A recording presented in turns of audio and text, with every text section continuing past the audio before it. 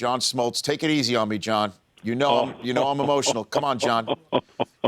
Listen, I'm going to take it easy because I have been pouring my soul out when the Lions and all that. So I completely understand. I completely get it. I haven't texted anybody of the Michigan Nation because I know how painful this is. So I'm going to leave it alone. It is that. It stings. But were you one of those watching to the end because you knew anything was possible? Were you sitting there? I'm going to be honest. I was here at the MLB Network, sure. Okay? And the game was going on. We have multiple TVs. And, of course, I was sitting in one section when they were getting ready to punt. And now, I did say I need a miracle. I did say it about, 20 seconds prior, and I walked back to my office. Everybody else turned off the TV. Mm-hmm. I turned on my TV. I have just to set I have a torn meniscus in my knee, so I'm limping around like an old man. I get to the office. I turn on the TV, and I do a 4.560 down the aisle, screaming so much so that the people in the studio heard me. They didn't know what happened. They had turned off the TV. And so, yes, I still watched it to the end, and I couldn't believe what I saw. So you disturbed a live MLB Network broadcast with your hooting and hollering? Is that what you did, John? Well, they had finished. I think it was more the NHL network that could hear me on the other building. So I scared a lot of people running down the aisle, running down the hallway, and no one knew what I had been screaming about until I had made them turn the TV back. Because, you know what? Because here, you know what it is with Michigan and Michigan State, clearly. You're from Lansing, so I understand that you understand that. But, here's Harbaugh doing what nobody in Maize and Blue thought that he could be pulling off. It was right there. Have you ever been part of something at all, at any part of your career? Now, I know you've won championships, you've lost them, where you thought you had it won and then you didn't. Did that ever happen to you? Any level, John? Nothing for a team that I was rooting for in my lifetime could I even come close.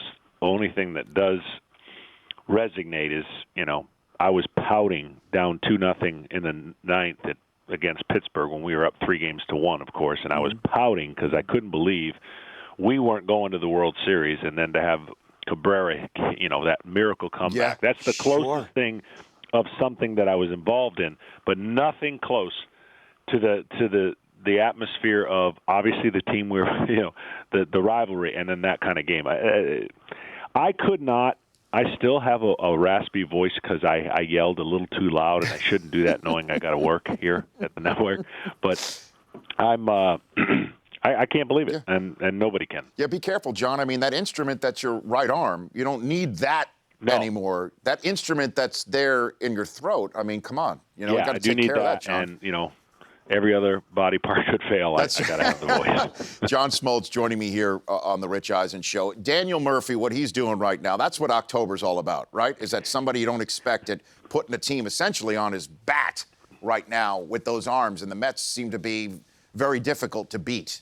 Yeah, that is what it's all about. There are heroes that are born, and there are scenarios that you could never have predicted, and I think that's why October's so unique. I mean, we talk about 1 for 12, 1 for 13. Guys are slumping, they're struggling, but the course of the season takes care of that. But when you are magnified in a short series and a guy looks like he's hitting a beach ball, he's carried the Mets along with Granderson. It's basically been a two-man show offensively, and they're doing all the little things because their pitching is so good. They honestly look like a team that could never have been where they were in the first half. It is an amazing turnaround. It's an amazing confidence shift.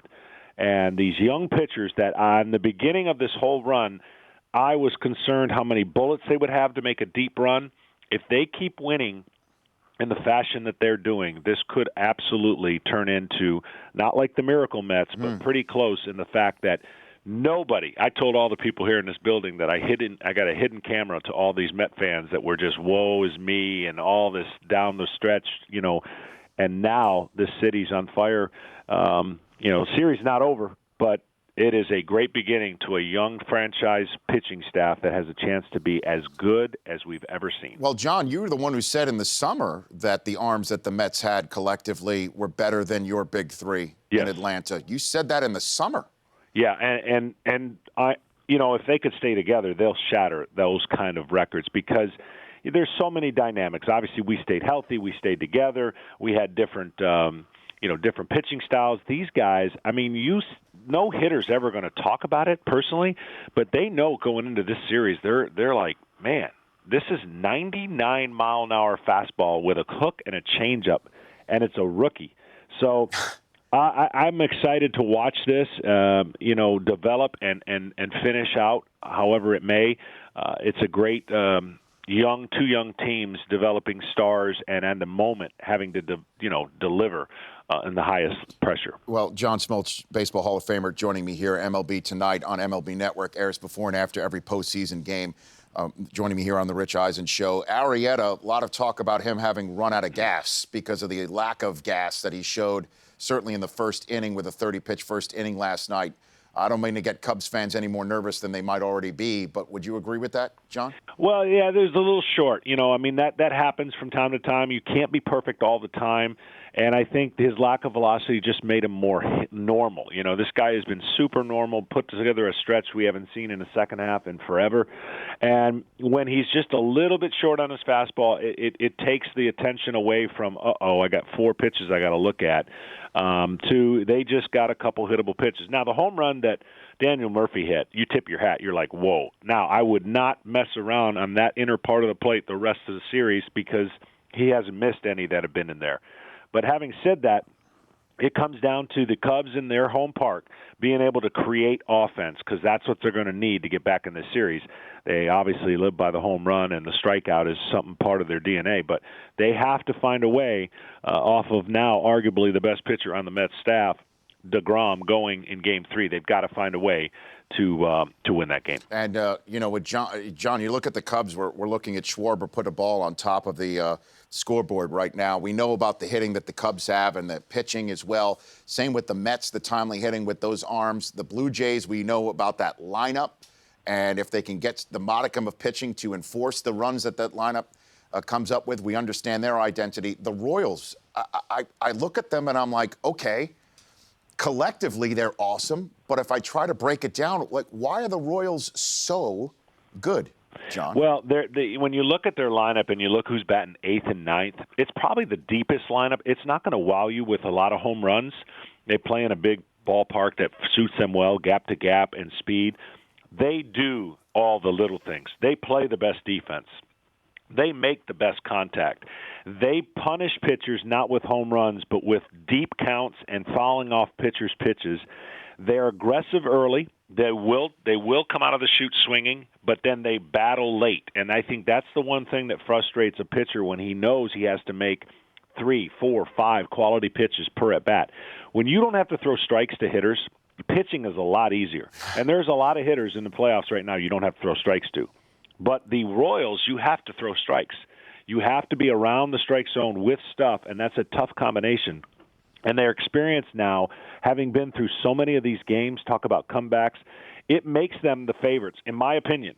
Now, that's not the sexiness of the other hitters and the other pitching staffs, but their bullpen, their defense, their contact, all gives them the ability to just be patient. And I said it was patience against power against the Astros. It's patience against power against the Blue Jays. And it may very well be, if they go on, patience is going to be their key if they're going to win it all. So last question, which team down 0-2 has the better chance of making the World Series, do you think? I would say that that's a great question, but the answer would probably go to the Toronto Blue Jays. Just based on their ability to outscore people, they can run into 5, 6, 7 runs. They have to do it in 5 innings, though, because after the 6th, it's a lot more difficult against the Kansas City Royals. So you're talking about which teams down 0-2 could score more frequently. I think it would be the Toronto Blue Jays based on the pitching staff, the starting staff that Chicago would have to go against. But this has all been so far about mentally swinging the series your way. If you're able to beat DeGrom, the Chicago Cubs are going to feel a whole lot better about flipping this series. John, thanks for calling. I appreciate it. And congrats on the win on Saturday. Congrats to that, John. Well, again, we'll see what unfolds, but Michigan has had an incredible turnaround. They could run the table the rest of the season. Thank you, John. You're a class act. Okay.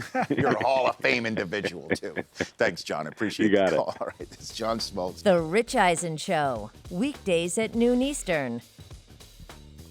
On Audience.